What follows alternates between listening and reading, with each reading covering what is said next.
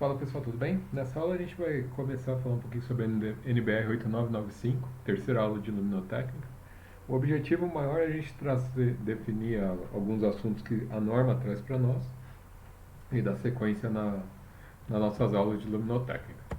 Então, a NBR 89951 de 2013, ela cancela e substitui a norma NBR 5413 de 92 e a NBR 5382 de 85.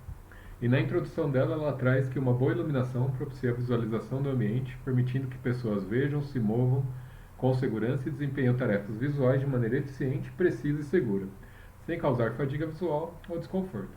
A iluminação pode ser natural ou artificial, ou uma combinação de ambas. Uma boa iluminação requer igual atenção para a quantidade e a qualidade da iluminação. Embora seja necessária a provisão de uma iluminância suficiente em uma tarefa, em muitos exemplos a visibilidade depende da maneira pela qual a luz é fornecida, das características da cor da fonte de luz e da superfície em conjunto com o nível de ofuscamento do sistema.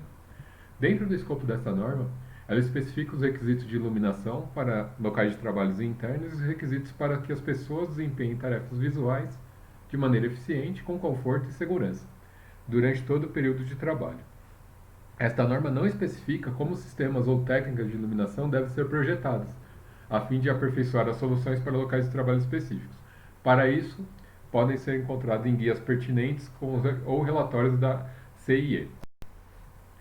Dentro das referências e normativas que foram utilizadas para a confecção dessa norma, nós temos a ISO 6309, que é a proteção contra incêndio, a 6385, que são os princípios ergonômicos para desenvolvimento de sistemas de trabalho, a 9241, que são os requisitos ergonômicos para trabalhar com displays, a CIE 13.3, que são os métodos de medida e especificação das cores em fontes luminosas, a CIE 16, que seria Daylight, e a CIE 17.4, que são os vocabulários utilizados para iluminação. Em geral, os vocabulários foram utilizados para o CIE 17.4 de 87 e aqui vão as definições mais comuns. Primeiro, a tarefa visual, os elementos visuais da tarefa a ser realizada. A área da tarefa, a área parcial em um local de trabalho no qual a tarefa visual está localizada e é realizada. O entorno imediato, uma zona de no mínimo meio metro de largura ao redor da área da tarefa dentro do campo de visão. Iluminância mantida, EM, valor abaixo do qual não convém que a iluminância média da superfície especificada seja reduzida. Índice de ofuscamento unificado, UGR, definição da CIE para o nível de desconforto por ofuscamento. Índice limite de ofuscamento unificado, UGRL, valor máximo permitido do nível de ofuscamento unificado de projeto para uma instalação de iluminação. Ângulo de corte, ângulo medido a partir do plano horizontal, abaixo do qual as lâmpadas são protegidas da visão direta do observador pela luminária. Plano de trabalho, superfície de referência definida como o plano onde o trabalho é habitualmente realizado. E dentro dos critérios de projeto de iluminação nós temos a prática de uma boa iluminação para locais de trabalho é muito mais que apenas fornecer visualização da tarefa. É essencial que as tarefas sejam realizadas facilmente e com conforto. Dessa maneira, a iluminação deve satisfazer os aspectos quantitativos e qualitativos exigidos pelo ambiente. Em geral, a iluminação assegura o quê? Conforto visual, dando ao trabalhador uma sensação de bem-estar. Desempenho visual, ficando os trabalhadores capacitados para realizar tarefas visuais rápido e precisamente, mesmo sob circunstâncias difíceis e durante longos períodos. Segurança visual, ao olhar ao redor e detectar perigos. A fim de satisfazer isso, é requerido que seja dada atenção a todos os parâmetros que contribuem para o ambiente luminoso.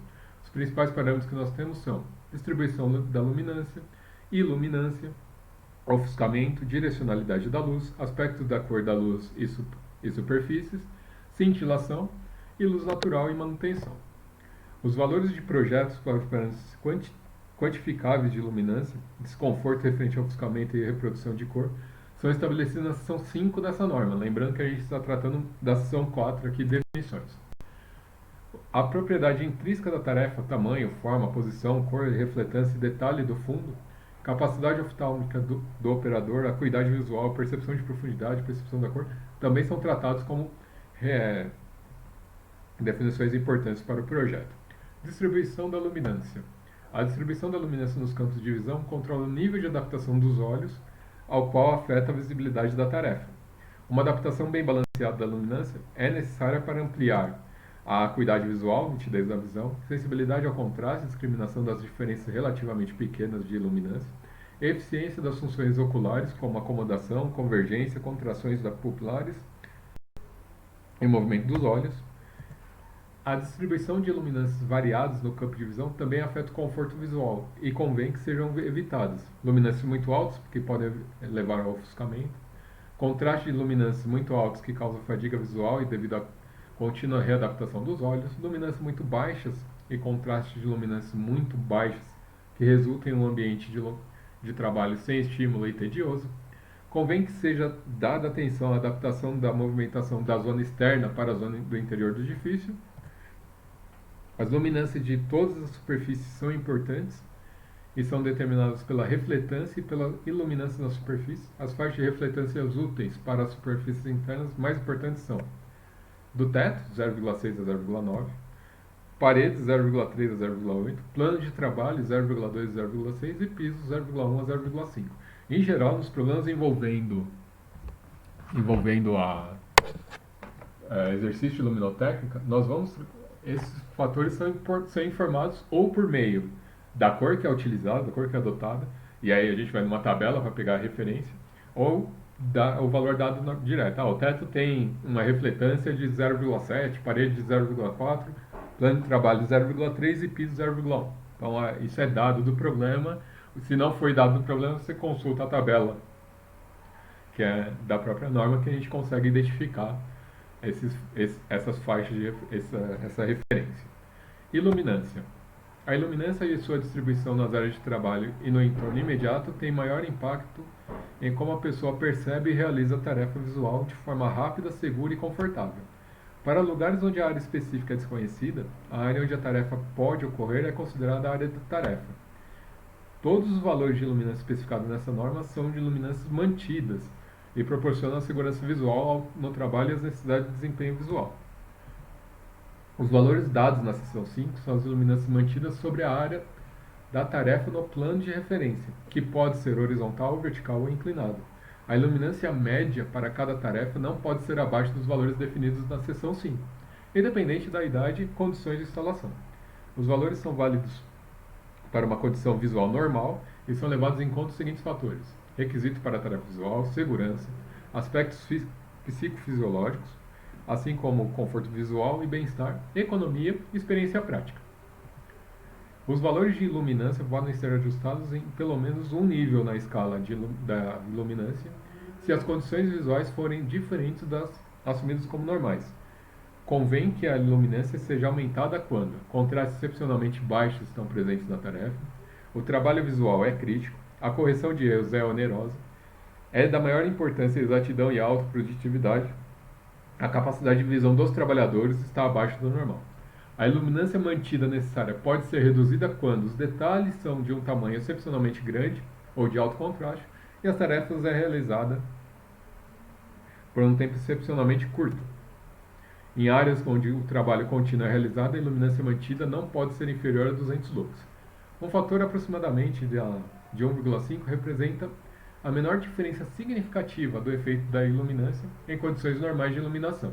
Aproximadamente 20 lux de iluminância horizontal é exigida para diferenciar a característica da face humana, e o menor valor considerado para a escala da luminância, e a gente tem uma escala recomendada de luminância que vai de 20 a 5.000 lux. Então ela vai de 20 a 30, 30 a 50, 50 a 75, 100 a 150, 150 a 200, 200 a 300, 300 a 500, 500 a 750, 750 a 1.000, 1.000 a 1.500, 1.500 a 2.000, 2.000 a 3.000, 3.000 a 5.000 lux. Iluminância no entorno imediato. A iluminância no entorno imediato deve estar relacionada com a iluminância da área da tarefa, e convém que proveja uma distribuição bem balanceada da luminância no campo de visão. Mudanças drásticas de iluminância ao redor da área da tarefa podem levar ao esforço visual estressante e Então, a iluminância mantida nas áreas do entorno imediato pode ser mais baixa que a iluminância da área da tarefa, mas não pode ser inferior aos valores da tabela abaixo.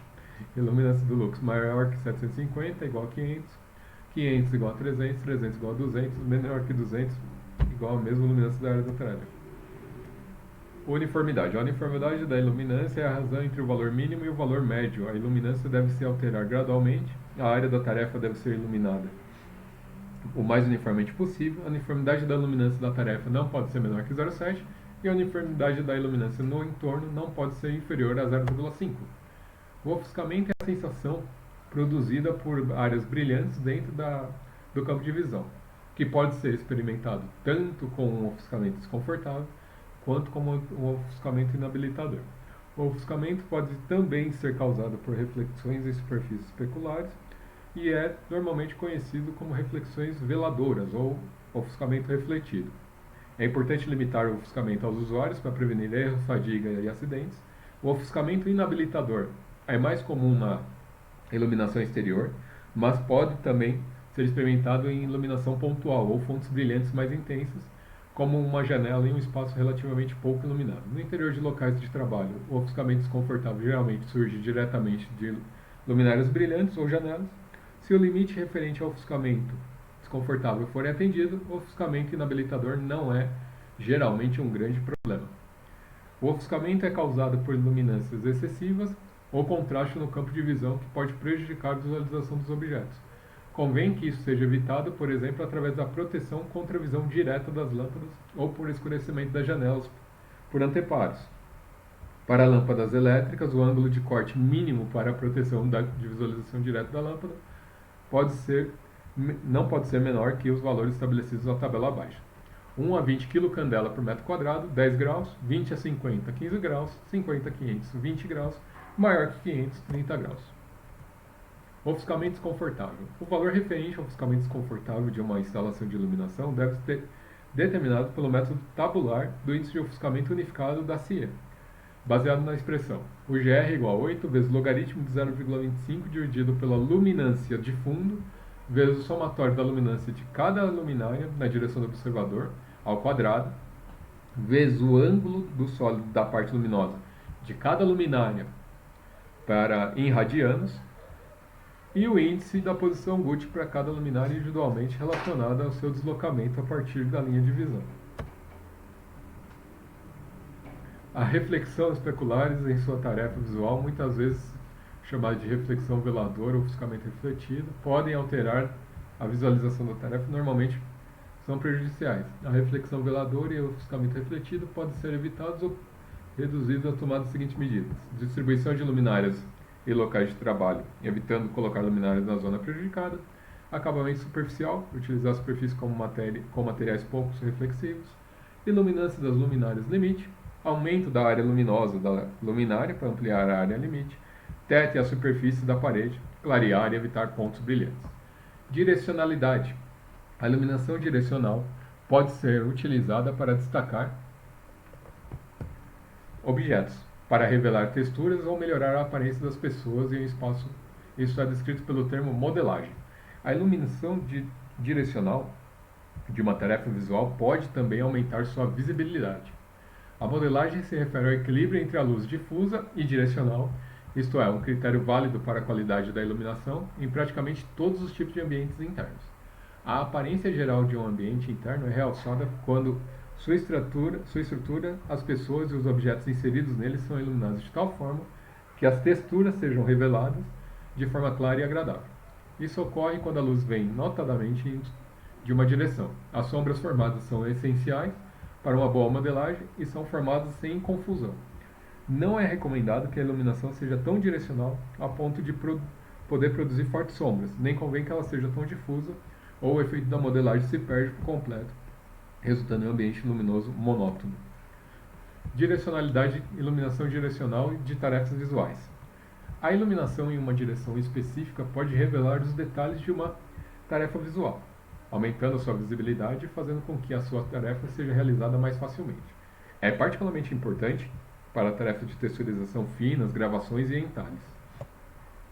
Aspecto da cor. As qualidades da cor de uma lâmpada próxima à cor branca são caracterizadas por dois atributos: a aparência da cor da própria lâmpada e sua capacidade de reprodução de cor, que afeta a aparência da cor e objetos das pessoas iluminadas pela lâmpada. Os aspectos de cor e aparência da cor de uma lâmpada refere-se à sua cor aparente, cromaticidade da lâmpada, da luz que ela emite. Pode ser descrita pela temperatura da cor. As lâmpadas normalmente são divididas em três grupos: quente, abaixo de 3.300, intermediária entre 3.300 e 5.300 Kelvin e fria acima de 5.300 Kelvin. É importante tanto para o desempenho visual quanto para a sensação de conforto e bem-estar que as cores do ambiente, dos objetos e da pele humana sejam reproduzidas natural e corretamente, e de modo que façam com que as pessoas tenham uma aparência atrativa e saudável. As cores, para a segurança de acordo com a ISO 3864, devem ser sempre reconhecíveis, claramente discriminadas.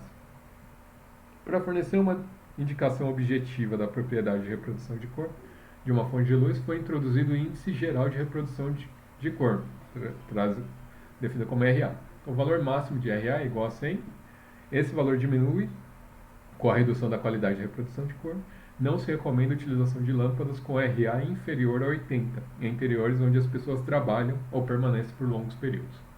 A luz natural. A luz natural pode fornecer parte ou toda a iluminação para a execução de tarefas visuais.